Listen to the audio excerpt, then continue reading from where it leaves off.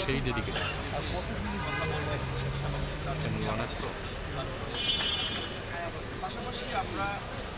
মোট তো 1 মিনিট কত 10 মিনিট ছিল নির্বাচন পরবর্তী রাজনীতি কারণ হচ্ছে যে আগামী নির্বাচন এই ভাইকে দেখে কোন দিনটা মানায় লড়াই আবার আবার করে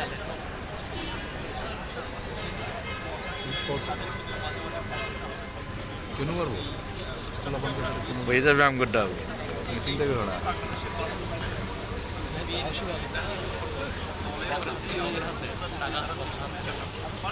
আছে